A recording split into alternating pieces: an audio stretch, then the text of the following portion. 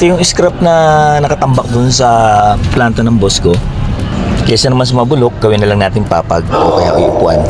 Ito naman yung pinakamabigat na part, yung puputulin mo o ikakating mo yung 2x4 sa gitna.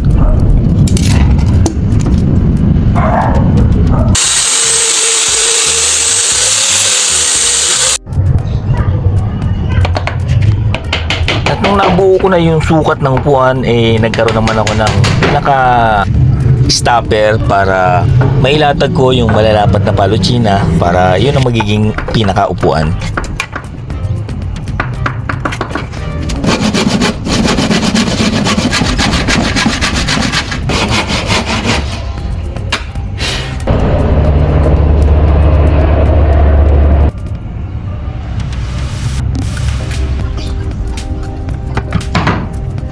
And then ito rin yung pinakamalupit at patrabaho, yung uukit ka para mailapat mo yung pinakasandalan ng upuan.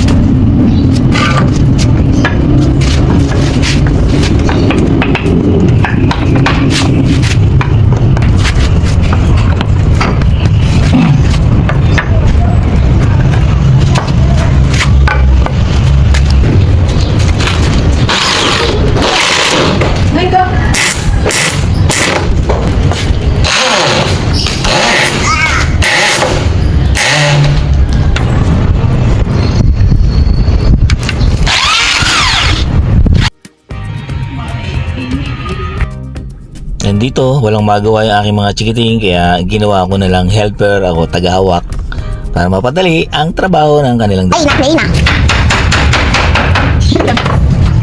Hindi, kilala mo yun? Sa doktor. Babae?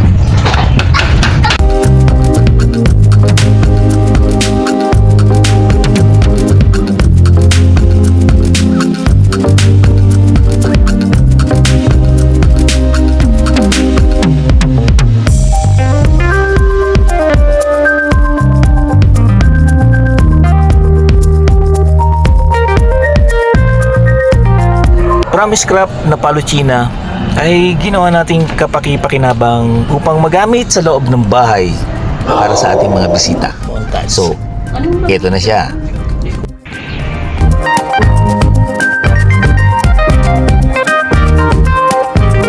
So mga tol, hanggang dito na lang ang aking video. So see you on the next one. Bye bye!